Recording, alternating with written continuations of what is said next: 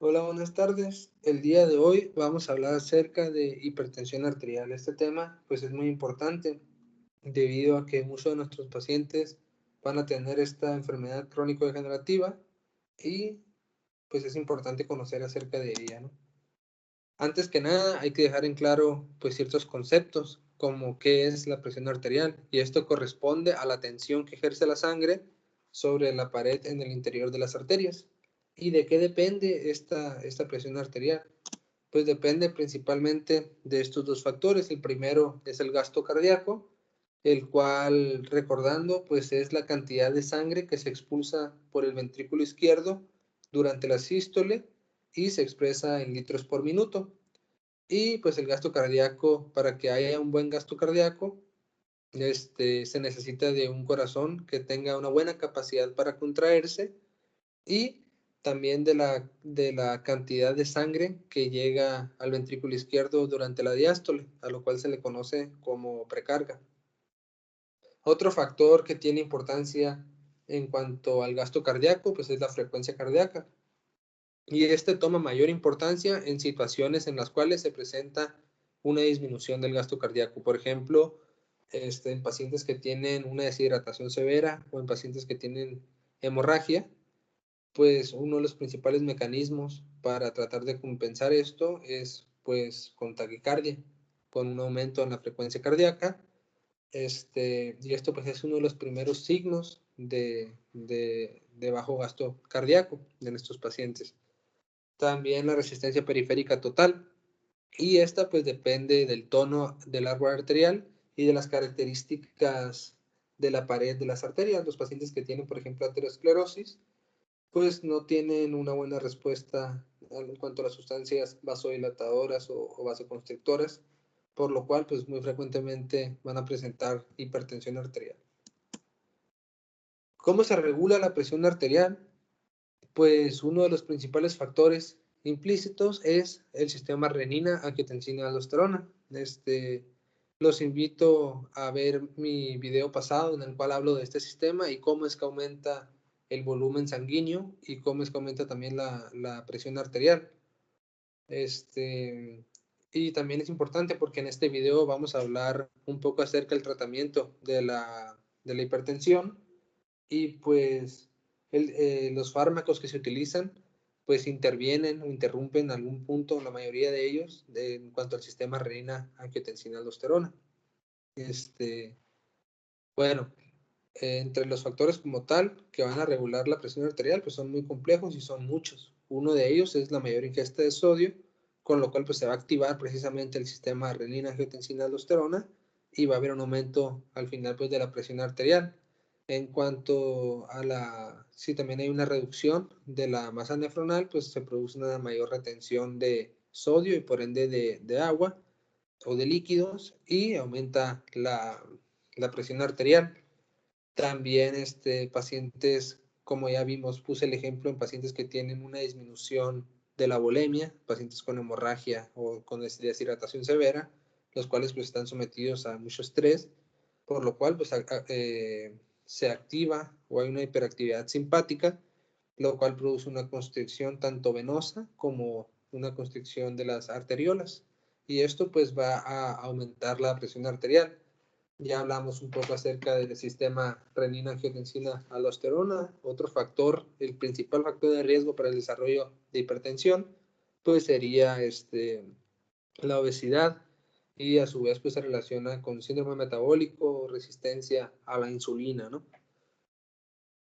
También otros factores que están regulando la presión arterial son los factores de derivados endoteliales, son ciertas sustancias que van a causar tanto vasodilatación como vasoconstricción. Y pues ahorita vamos a ver un poco acerca de ello.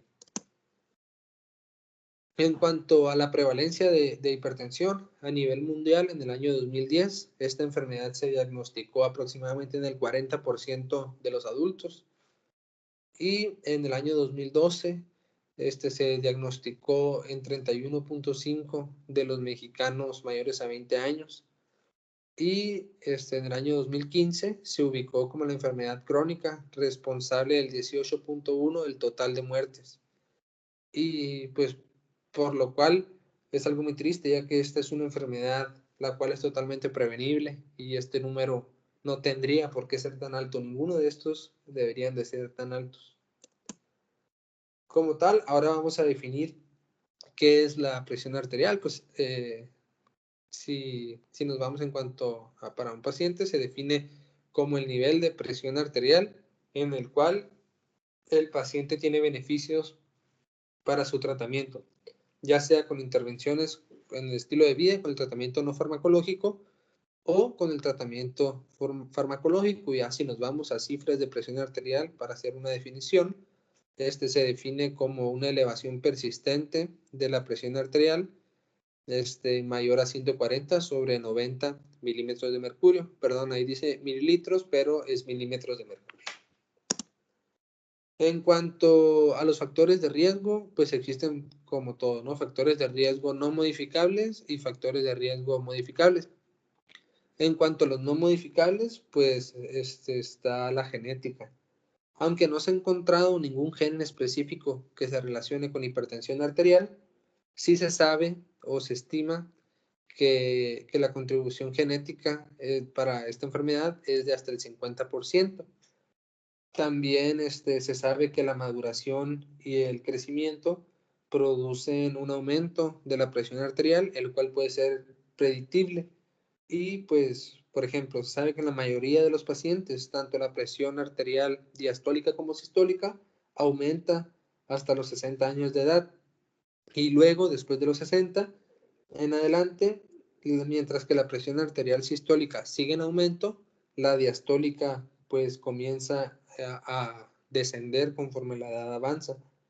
También otro factor de riesgo no modificable es la raza. Se sabe que la hipertensión no solamente es más prevalente en personas de raza negra, sino que también es más grave. Se asocia a enfermedad, a daño cardiovascular y renal con cualquier nivel de tensión arterial, y también suele aparecer en edades más tempranas en personas de raza negra. En cuanto a los factores de riesgo no, modificables, el principal, pues la obesidad. También se sabe que en pacientes hipertensos, una disminución del peso puede acompañarse también de una disminución de la presión arterial.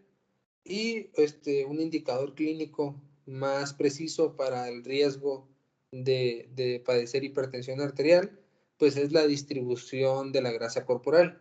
¿Y cómo medimos esto? ¿O cómo establecemos esto? Pues con el índice cintura-cadera, en el cual podemos diferenciar entre lo que es la obesidad central de la obesidad periférica. En la obesidad central, pues es más frecuente que los pacientes, presenten complicaciones. En la obesidad central, los adipocitos están situados en el abdomen y en las vísceras con mayor frecuencia, y a diferencia de la obesidad periférica, en el cual los adipocitos se depositan principalmente en las nalgas y en las piernas. La obesidad central causa mayor resistencia a la insulina, así como también mayor dislipidemia, mayor riesgo a padecer hipertensión arterial y nefropatía crónica. También se sabe que el consumo de alcohol es un factor de riesgo importante en cuanto al desarrollo de hipertensión arterial. Sin embargo, cuando se hace de forma moderada, se asocia a una disminución incluso de la presión arterial. En hombres se recomienda menor a 2 copas y en mujeres menor a 1 copa. Sin embargo, esta recomendación debe de realizarse solamente en pacientes que ya consuman alcohol. Si el paciente no consume alcohol, no se debe de recomendar que inicie su consumo de alcohol solamente pues porque disminuye su presión arterial. No sé si me estoy dando a entender.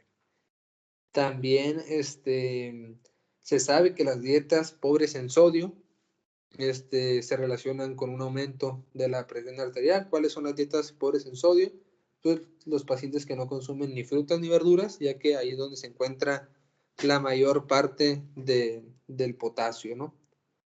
Se sabe que creo que dije sodio, pero perdón, las dietas que son pobres en potasio se relacionan con aumentos en la presión arterial. Y al revés, se recomienda no ingerir o limitar el consumo de sodio.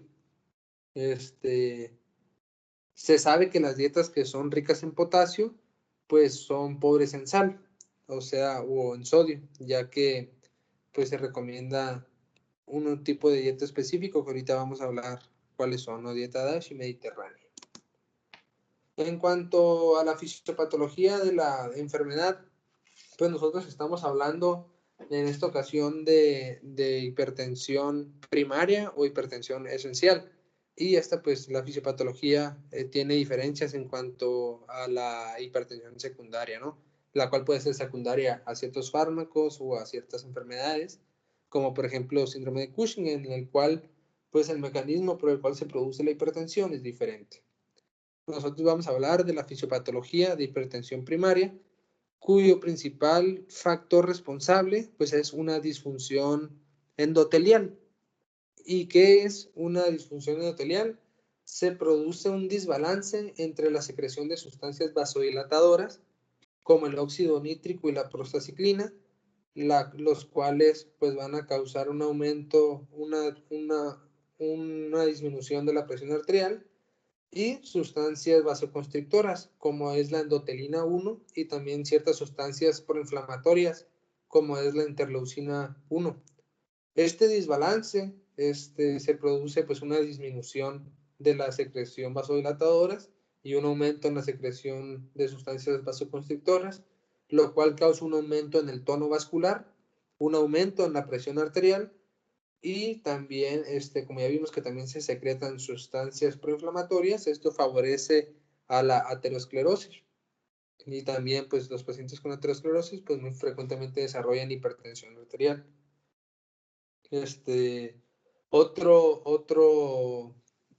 Otra vía por la cual se aumenta la presión arterial es la activación del sistema renina-angiotensina-aldosterona, que ya les dije, ¿no? Vayan a ver cómo funciona ese sistema, que es muy importante que esté claro. Se sabe que además de que este sistema aumenta el volumen circulatorio, aumenta la presión arterial, pues la angiotensina 2 activa la síntesis de colágeno tipo 3 en la pared de las arteriolas, y también la endotelina produce una hipertrofia del músculo vascular, con lo cual se conoce o se produce algo que se conoce como remodelación. Esta remodelación en las grandes arterias causa un aumento de la capa media, pero se mantiene el diámetro luminal, a lo cual se le conoce como hipertrofia excéntrica. Aquí estamos viendo que está engrosada la pared, sin embargo la luz del vaso es igual que en un vaso normal. Sin embargo, en los vasos pequeños, en las arteriolas, sucede algo diferente. También hay un aumento del grosor de la pared vascular. Sin embargo, aquí sí hay una disminución de la luz del vaso sanguíneo, a lo cual se le conoce como hipertrofia concéntrica. Y esto, proceso de remodelación, pues también causa aún más aumento de la presión arterial. Es importante la técnica con la cual vamos a medir la presión arterial para realizar el diagnóstico. Pues como ya no tiene que ser un cuarto, un consultorio tranquilo. El paciente no debe de haber ni fumado, ni tomado café, ni Monster, ni Coca-Cola, ni haber hecho ejercicio por al menos 30 minutos. Se recomienda que el paciente haya orinado y que el paciente tenga sentado de 3 a 5 minutos.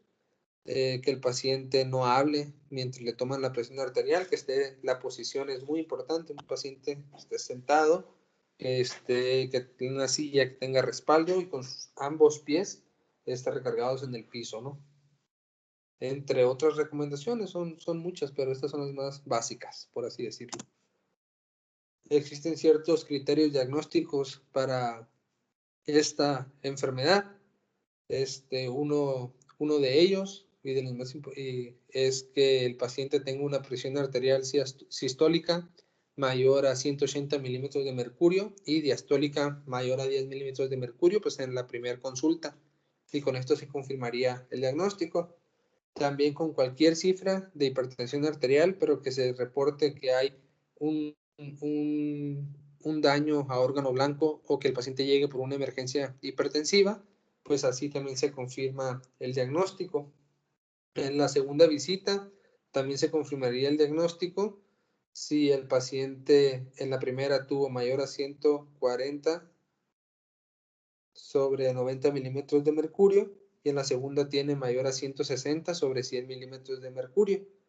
También se recomienda en pacientes que en la primera consulta tengan de 140 a 190 milímetros de mercurio, hipertensión grado 1, se recomienda otros métodos, como por ejemplo el MAPA, que es el monitoreo ambulatorio de la presión arterial, en el cual el paciente pues va a tener un brazalete que va a estar midiendo su presión arterial durante las 24 horas del día y así se puede pues confirmar el diagnóstico.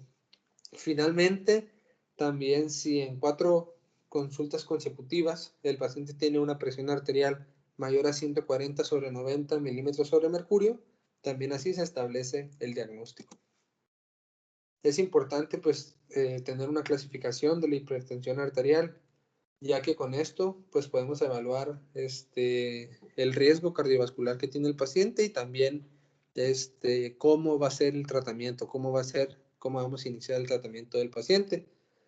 En la parte de la izquierda tenemos la clasificación que viene en la guía de práctica mexicana y también la que viene en la guía europea, en la cual clasifican como óptima, normal, normal alta, hipertensión grado 1, 2, 3 o también hipertensión sistólica aislada, y aquí vienen pues los valores, ¿no? Y en la guía de la American College of Cardiology y American Heart Association, ellos usan otra clasificación que lo clasifican como presión arterial normal, alta, hipertensión estadio 1, hipertensión estadio 2. Y ellos dicen, ¿no? Pues son diferentes también las recomendaciones en cuanto al tratamiento.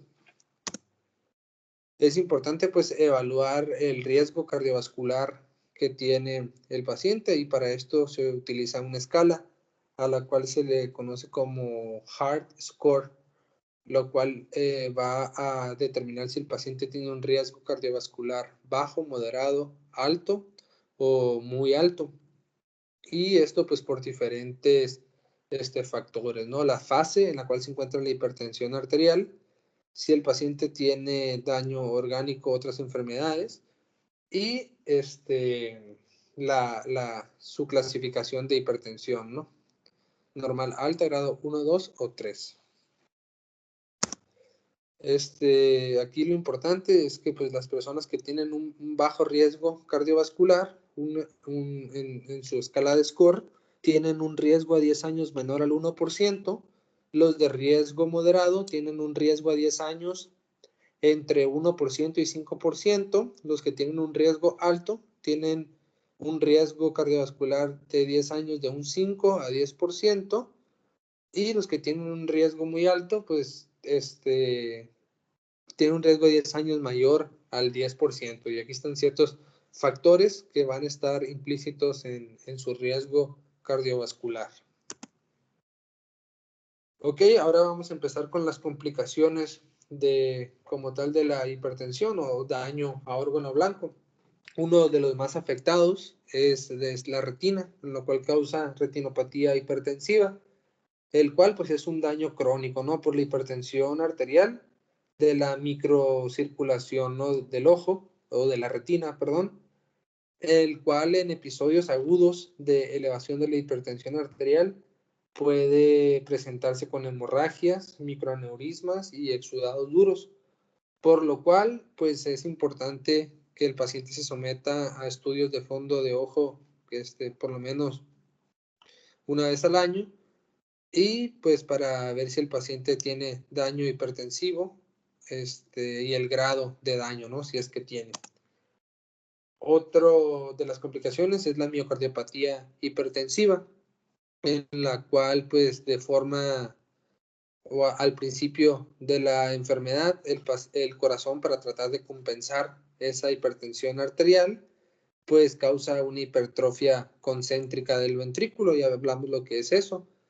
Y en esta fase hay una disfunción diastólica, o sea, el ventrículo izquierdo tiene o el corazón, hay una hipertrofia, ¿no? Tiene una hipertrofia ventricular izquierda, esos pacientes, porque hay un aumento de la presión arterial, entonces requiere de más fuerza para expulsarla. Entonces, sí se produce una hipertrofia, sin embargo, disminuye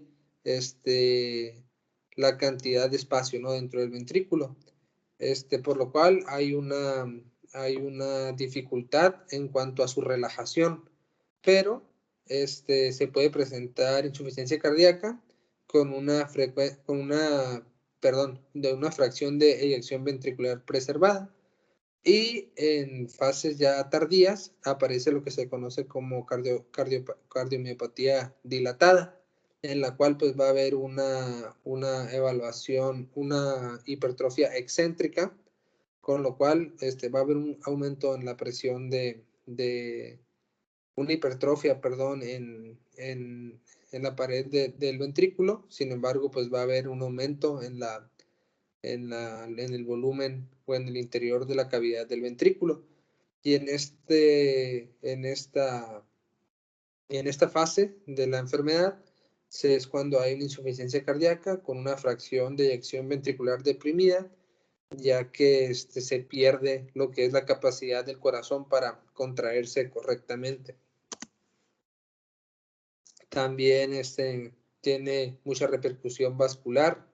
Estos pacientes, pues como ya vimos, tienen un mayor riesgo para presentar aterosclerosis, y esto a su vez favorece y acelera la formación de placa aterosclerótica y su rotura, con lo cual estos pacientes pues tienen un riesgo elevado a infarto agudo del miocardio, insuficiencia cardíaca, enfermedad vascular cerebral y enfermedad arterial periférica. También en cuanto a las repercusiones neurológicas, lo más frecuente es que se presenten síntomas inespecíficos, ¿no? Como cefalea, tinnitus, mareos o trastornos de la visión.